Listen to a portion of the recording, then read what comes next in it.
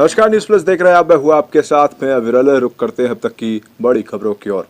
कानपुर के डफरिन अस्पताल में भी कोरोना वैक्सीनेशन किया जा रहा है, जहां पर लोग वैक्सीन लगवाने के लिए ऑफलाइन और ऑनलाइन रजिस्ट्रेशन के माध्यम से वैक्सीन लगवा रहे हैं।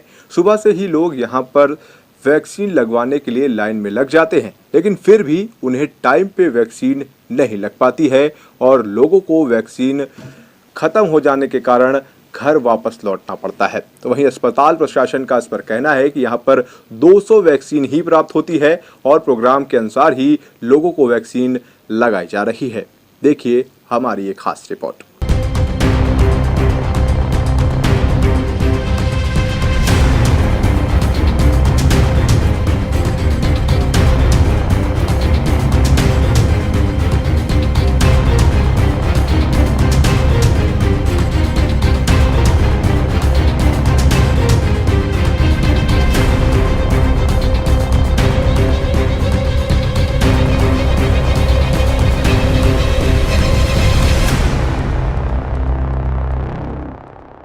तो इस वक्त हम डफरिन में खड़े हुए हैं। यहाँ पर वैक्सीनेशन हो रहा है। वैक्सीनेशन पे यहाँ पर आप तमाम भीड़ देख रहे होंगे।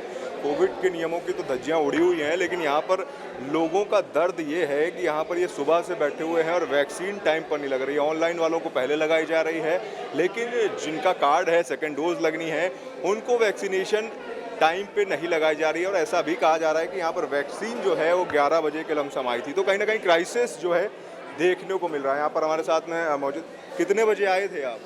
अब देखिए, ऐसा है श्रीमान जी कि इन्होंने 8 साढ़े 8 बजे से कहा, तो 8 बजे करीब हम आए। 8 बजे साढ़े 8 बजे खुला काउंटर, वहाँ पर रजिस्ट्रेशन हुआ हमारा। और उसके बाद जो है वैक्सीन लगने के बाद 10 बजे की थी, तो 10 साढ़े 10 बजे 11 बजे से अब ये चालू हो गया क्रम इनका लगने का। तो अभी तक लग नहीं पाई है। वैक्सीन कितने बजे आई? वैक्सीन 11 बजे के लगभग बताया आपने कि वैक्सीन आई है।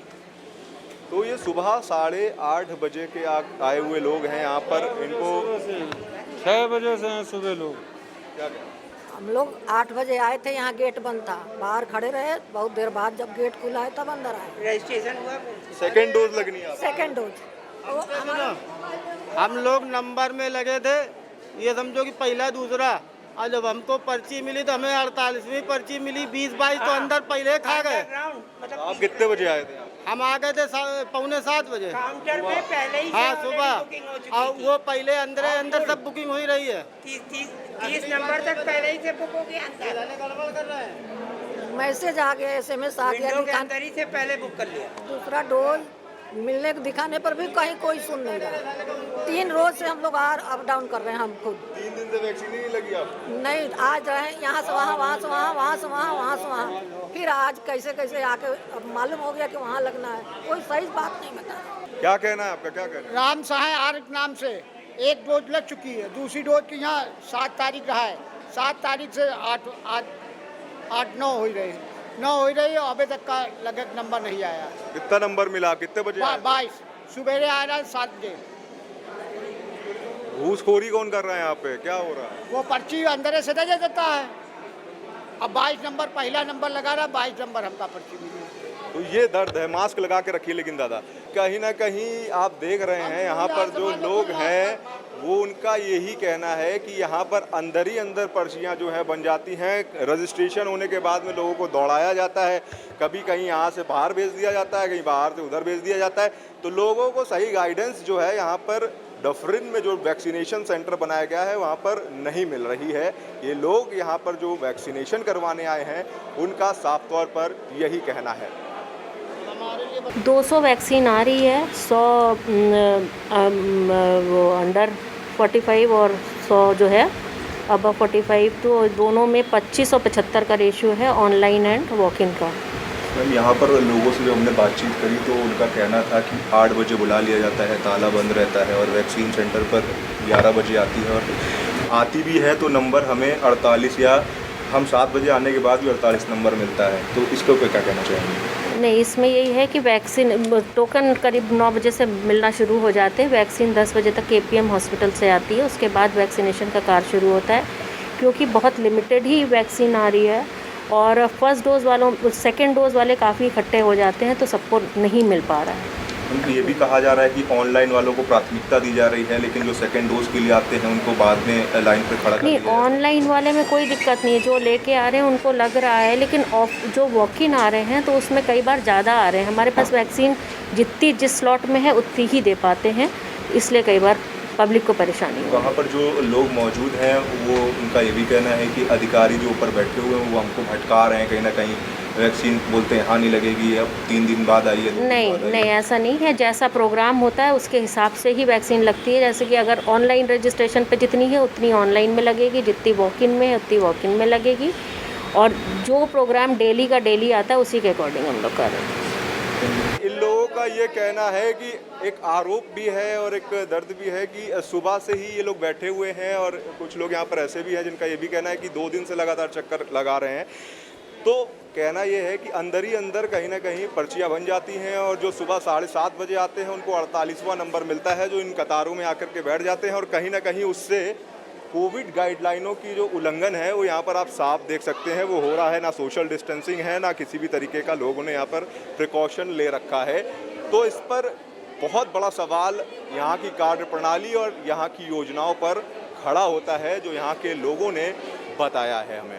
कैमरा पर्सन वीरेंद्र सिंह के साथ अभिल गुप्ता, न्यूज़ प्लस, कानपुर। कानपुर का आनंदेश्वर मंदिर विवादों में है। यहाँ जूना अखाड़ा महंत की गद्दी तय करता है, लेकिन श्यामगिरी महाराज, इच्छागिरी महाराज के बीच विवाद और स्वयं को महंत घोषित कर गद्दी पर आसीन होने के चलते जूना अखाड़े के साधु संत को इसमें कूदना पड़ा है।